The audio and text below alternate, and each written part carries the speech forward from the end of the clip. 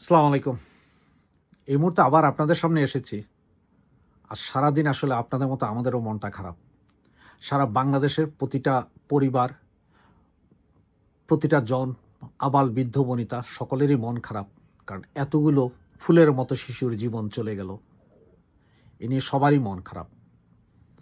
আজ দুপুর 1:07 যেই মুহূর্তে স্কুল ছুটি হবে, বাচ্চারা কোলাহল করছে, তারা মা বাবার কাছে যাবে, ঠিক সেই মুহূর্তে বাংলাদেশ বিমান বাহিনীর একটি প্রশিক্ষণ বিমানের বিধ্বস্ত হয়ে কতজন মারা গেছে তা এখনো আমরা বলতে পারছি না। আমরা কেন, এই 10 মিনিট আগেও যা জানতে পারলাম, বাংলাদেশ সরকারের কাছেও নাকি এটার কোনো লিস্ট নেই যে কতজন আহত বা কতজন নিহত হয়েছেন। ওনারা নাকি এখনো জোগাড় করতে পারেনি। এটা আমাদের দুর্ভাগ্য ছাড়ার কিছু নাই। 9 ঘন্টা হয়ে গেল, এখনো যদি আমরা না জানি যে কতজন আহত কতজন নিহত, তাহলে এর চেয়ে দুর্ভাগ্যের আর কি আছে। এদিকে বিভিন্ন গণমাধ্যমে প্রচারিত পাবলিকের যে ইন্টারভিউ নেওয়া হয়েছে, যারা ওই স্কুলে পড়ে বা স্কুল থেকে যারা উদ্ধার কাজে নিয়োজিত ছিল, তারা কেউ বলছে 100, কেউ বলছে 300, কেউ বলছে 200, কেউ বলছে আমি 50টা লাশ দেখেছি, কেউ বলছে আমি 100টা লাশ টেনে বের করেছি, 10টা লাশ টেনে বের করেছি। এইসব প্রচারিত হওয়ার সাথে সাথে এক পর্যায়ে সেনাবাহিনী এসে সেই সব ছাত্রের উপরে হায়নার মতন ঝাঁপিয়ে পড়ে। এখন প্রশ্ন হচ্ছে যে এই সেনাবাহিনী কি লাশ গুম করার চেষ্টায় আছে, নাকি সেনাবাহিনী আগেই জানতো, সরকার আগেই জানতো? আজ থেকে একদিন আগে ফেসবুকের বিভিন্ন পেজে এখন ঘুরছে, গতকালও ঘুরছিল, যে এমিনুস একটা পেজ থেকে বলা হয়েছিল যে বাংলাদেশে যে কোনো মুহূর্তে একটা স্কুলে আক্রমণ হবে, 300-র উপরে বাচ্চা শিশু মারা যাবে। সেটা আজই ঘটেছে। সেই পেজেই আমাদের এখানে বিমান দুর্ঘটনার 10 মিনিটের মাথায় ভিডিও ফুটেজ দিয়ে দেওয়া হলো এবং সেখানে বলা হলো যে তোমাদেরকে আগেই বলেছিলাম কিন্তু তোমরা মানোনি। সেই পেজ গত 1 ঘন্টার ভিতরে আরও 2টি আতঙ্কিত খবর দিয়েছে। প্রথমটি, যে আগামী 15 দিনের ভিতরে যে কোনো ট্রেন স্টেশন অথবা হসপিটালে বোমা হামলা হবে বাংলাদেশে। আর ঠিক আমি যখন কথা বলছি তার ঠিক 40 মিনিট আগে বলেছে যে Dhaka is on the attack, যে কোনো মুহূর্তে ঢাকায় আবারও অ্যাটাক হবে। এবং তারা বলছে আমরা তোমাদের সাবধান বাণী দিচ্ছি কিন্তু তোমরা মানছ না। এই পেজটি বিশ্বের বিভিন্ন ঘটনা নিয়ে যতগুলো প্রেডিকশন করেছেন সবগুলোই সত্যি হয়েছে, কোনোটা মিস হয়নি। এটা একটা হ্যাকার গ্রুপ এবং যেসব দেশ নিয়ে প্রেডিকশন করেছেন, মানে যেইখানেই এই ধরনের সরকার জড়িত কোনো ঘটনা হয়েছে সেটা তারা আগেই প্রেডিকশন করেছেন এবং এখনও তারা ইঙ্গিত দিয়ে বলছেন যে আমাদের এখানে সরকারই জড়িত। সুতরাং পেজের লিঙ্কটা হয়তো আমি আপনাদেরকে নিচে কমেন্ট বক্সে দিয়ে দিব, আপনারা গিয়ে দেখে আসতে পারেন। তাদের প্রতিটা প্রেডিকশন, এখন নয়, বিগত 5 বছরের প্রেডিকশন সবই সত্য। সে জায়গায় আজকে দেখেন এতগুলো বাচ্চা মারা যাওয়ার পরে, এতগুলো বাচ্চার আগুনে দগ্ধ হওয়ার পরে সেইখানে আমাদের দায়িত্বজ্ঞানহীনতার কর্ম ঘটিয়েছে সেনাপ্রধান, বিমান বাহিনী প্রধান, নৌবাহিনী প্রধান, জামাতের আমির এবং আমাদের উপদেষ্টা। তারা প্রত্যেকে সেই স্কুলে গিয়েছেন যখন উদ্ধার কাজের জন্য মানুষ নাভিশ্বাস, তখন ওনারা এক একজন স্কুলে গিয়েছেন এক এক সময়, প্রত্যেকে 10 মিনিট 15 মিনিট করে ওখানে ঘুরেছেন। আর ওনাদের প্রটোকল দিতে গিয়ে, ওনাদের গাড়ির সাইড দিতে গিয়ে, ওনাদের লোকজনকে বাঁচাতে গিয়ে ওখানে দেরি হয়েছে আরো 2 ঘন্টা, যার কারণে লাশের এই সারি। সর্বশেষ ওনারা হসপিটালকেও বাদ দেননি। 6 জন উপদেষ্টা একসাথে গিয়ে ওখানে 500-700 লোক নিয়ে হসপিটালের ভেতরে ঢুকে পড়েছেন। সেখানে ওনারা সাংবাদিক সম্মেলন করেছেন ডাক্তারদেরকে নিয়ে, যেখানে দরকার চিকিৎসা সেখানে ওনাদের সাংবাদিক সম্মেলন চলে। শেষ পর্যন্ত মানুষ বিরক্ত হয়ে জামাতের আমির যখন ঢুকেছেন 400 লোক নিয়ে, তখনই জামাতার আমিরকে দৌড়ানি দেয় মানুষ। এক পর্যায়ে এক মহিলা তো মারতে উঠে জামাতার আমিরকে। সেই সব সমস্ত ভিডিওগুলো আপনাদের সামনে আমি দিচ্ছি, কিভাবে জামাতের আমিরকে দৌড়ানি দিচ্ছে, কিভাবে জামাতের আমির 500-700 লোক নিয়ে হসপিটালে ঢুকছে, কিভাবে এই উপদেষ্টাগুলো ঢুকছে।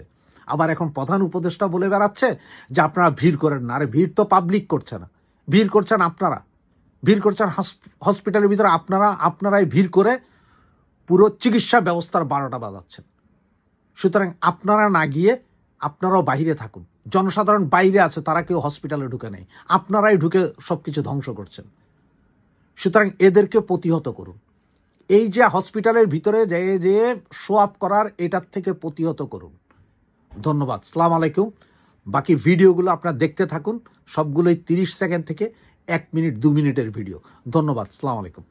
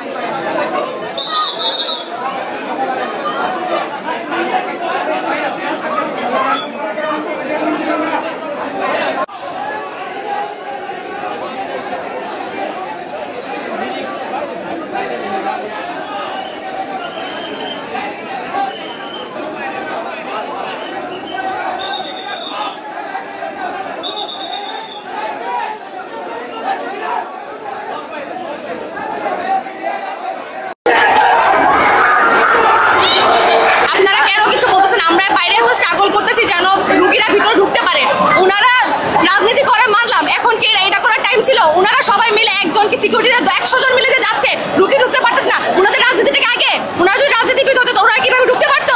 আপনারা কেন কিছু বলতেছেন না? এটা কিভাবে লোকালয়ের মধ্যে একটা স্কুল প্রতিষ্ঠানে কিভাবে বিধ্বস্ত করতে পারে? এটা সম্পূর্ণ দায়ভার নিতে হবে বিমান বাহিনী। 100-র মতো বাচ্চা ছিল নিচে গাইস। এখানে আমরা দেখতে পাচ্ছি যে নিচে যে গেট দিয়ে বাচ্চারা বের হবে এখানে সময় পায় নাই। 9 মে 2024 সালে অসীম জাওয়াত কিন্তু তার বিমান বিধ্বস্ত করছে কর্ণফুলীতে। সে মানুষের কথা ভেবে নিজের জীবন দিয়ে সে কিন্তু এটা বিধ্বস্ত করছে। এটা কিভাবে লোকালয়ের মধ্যে একটা স্কুল প্রতিষ্ঠানে কিভাবে বিধ্বস্ত করতে পারে? এটা সম্পূর্ণ দায়ভার নিতে হবে বিমান বাহিনী এবং এটা উপযুক্ত তথ্য প্রমাণ করতে হবে, কারণ এটা এমনিতে লোকালয়ে বিধ্বস্ত করা যায় না। এটা ক্ষতিপূরণ দিতে হবে, কারণ একজন বিমান বাহিনী শপথ করার সময় সে অঙ্গীকার করে সে নিজের জীবন বিলিয়ে দিবে, তারপর নাগরিকের অধিকার, নাগরিকের জীবন বাঁচিয়ে রাখবে। তাহলে কিভাবে এতগুলো বাচ্চা জীবন সে এরকম করলো? তাহলে তাই সে কোনোভাবে এড়াতে পারে না এবং বিমান বাহিনী থেকে শুরু করে পুরো সবাই এর ক্ষতিপূরণ দায়ী করতে হবে। আপনি কি ভবনের ভেতরে প্রবেশ করেছিলেন আগুন লাগানোর নিবন্ধনের পরে? কি দেখলেন ভেতরে আসলে কি অবস্থা? ভিতরে জানালার মধ্যে ছাত্রদের মানে বাচ্চাদের হাত ঝুলেছিল, হাত আগুনের তাপের কারণে হাত ঝুলেছে কিন্তু বডির নিচে পড়ে আছে। আচ্ছা, যেখানে বিমানটা পেয়েছে ওইখানে সম্পূর্ণ দেহগুলো একটা মন্ডের মধ্যে পরিণত হয়ে গেছে, একদম চোখ টোক একদম সব গলে গেছে, বডি শনাক্ত করা একদম ইম্পসিবল ছিল। ফায়ার সার্ভিসের কর্মী মানে বাচ্চাদের একদম থেতলানো, এত বড় স্তূপ ছিল। বাচ্চাদের বডি তো এমনি ছোট, এত বড় স্তূপ ছিল। আর এখানে প্রত্যেকটা ক্লাসের ভিতরে লাস্ট ক্লাস করেছিল মিনিমাম 150 প্লাস। আমরা তো এনা নাচতেছি না বুঝতি, হ্যাঁ এনারা ছবি উড়ানোর মতো ওরকম মেন্টালিটি ছাপ্পি চোদা পোলা পাইনো নাই। যারা ছবি উড়াইছে তারা উড়াইছে, যে আমরা কেউ ছবি উড়াইনি ভাই। পোলা পাইন আগুনের ভিতরে পোলা পাইন বাইর করে আনছি, এটা পা পড়া দিয়ে গেছে আমার 12 জনকে বাইর করছি, বুঝছস? আর তোরা আসছ ছবি লই ভাই, তোরা তোকে ভাই বিবেক, এটা তোকে বিবেক? এমন লাশ টানছি, এটা মানুষ টানছি নাকি পশু টানছি আমি নিজেও জানি না, একদম গলে টলে গেছে। মানে এটা কি, এটা নিজেও বলতে পারবো না। জেনেছি যে এখানে 19 জন এই পর্যন্ত মারা গিয়েছে। আমরা এই তথ্য আমরা হাসপাতাল থেকে জানতে পেরেছি। কিন্তু আমি তো একাই 10 জনের উপরে লাশ টানলাম।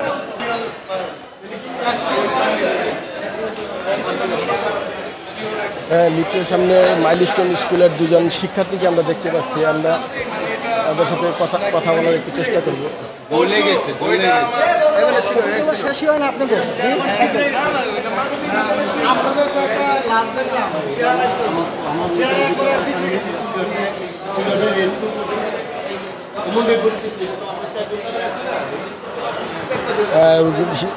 স্কুলের ভিতরে কি ঘটনা ঘটেছিল সেগুলো তারা একজন আরেকজনের সাথে ডিসকাস করার চেষ্টা করছেন, আমরা দেখতে পাচ্ছি।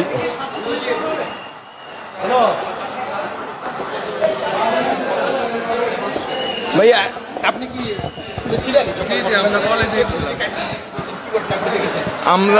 আমি 1টার দিকে কলেজে গেছি, আমাদের একটু এক্সাম ছিল। তারপর আমি 8তলা, আমাদের ক্লাস হচ্ছে 8তলায় গিয়ে বসলাম।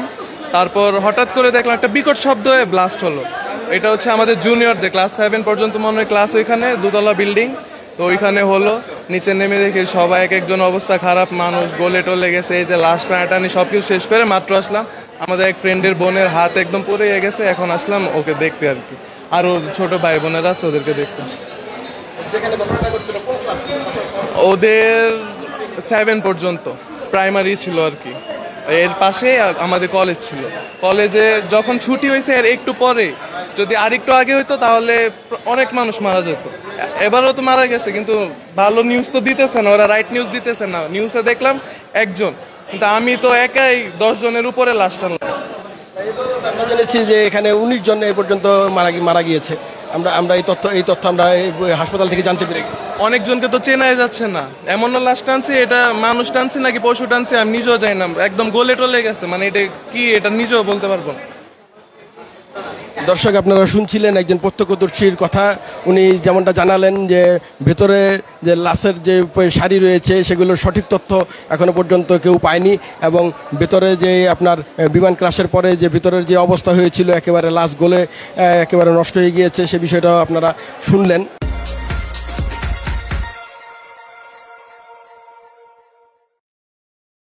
ভিতরে গেছিলাম আমার কাজিন পরে, তো ওই জায়গায় স্টুডেন্ট একজন বললো 300-র উপরে বাচ্চা মারা গেছে, সবাই শিশু। 300 গইলা গেছে, বাচ্চা একদম গইলা গেছে। খুব বাজেভাবে মারছে সেনাবাহিনীরা কোনো কারণ ছাড়া। শুধুমাত্র যমুনা টিভিতে একটা সাক্ষাৎকার দিচ্ছিল স্টুডেন্টরা, লাশের সংখ্যা বলতেছিল। এখানে লাশের সংখ্যা বলার কারণে সেনাবাহিনী অনৈতিকভাবে স্টুডেন্টদেরকে লাঠি পেটা করে নিচে ফেলে মারছে, একদম বাজেভাবে, খুব বাজেভাবে মারছে।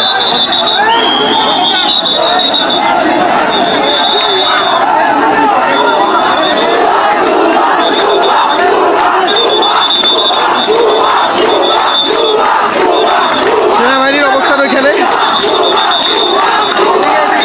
আর এখানে স্টুডেন্টের অবস্থান।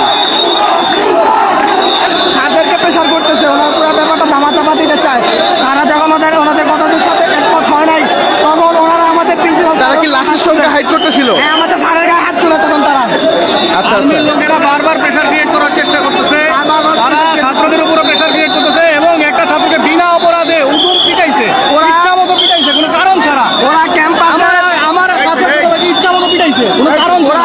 ওরা ক্যাম্পাসের হোস্টেলের ছাত্রদেরকে বের করে দিতে চাইতেছে। ছাত্ররা কোথায় যাবে? হোস্টেলের ছাত্ররা।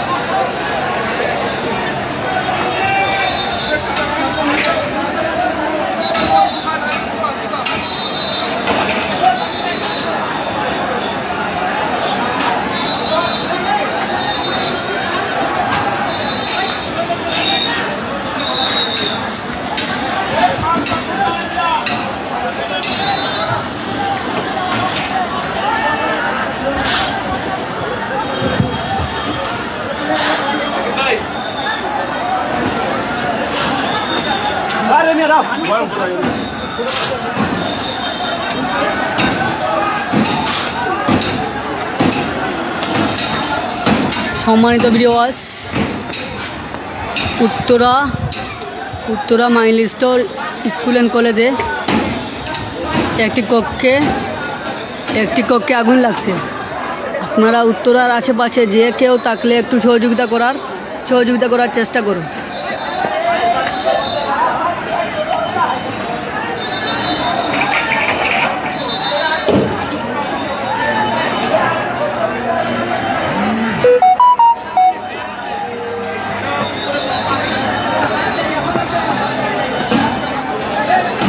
যেভাবে পারেন একটু সহযোগিতা করুন। উত্তরার আশেপাশে কেউ থাকলে দিয়াবাড়ির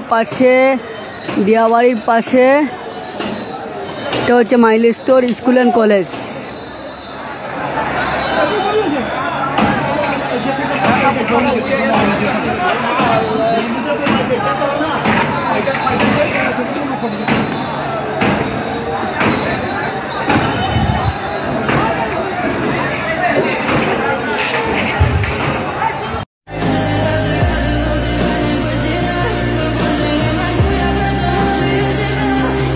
বিভিন্ন সূত্রে শোনা যাচ্ছে আসলে যেহেতু একটা ম্যাসাকার চলছে, আমরা ইতিমধ্যে শুনেছি যে 25 জনের মৃতদেহ পাওয়া গিয়েছে এবং এটা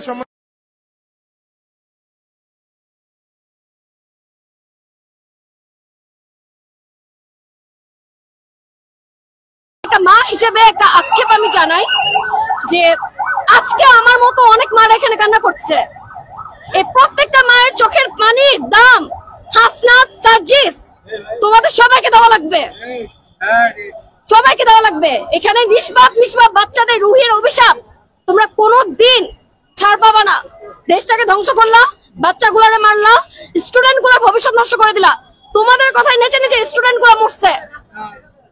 তোমাদের কথাই নেচে নেচে স্টুডেন্ট গুলা কি হয়েছে? ওরা কোনো পদ পেয়েছে?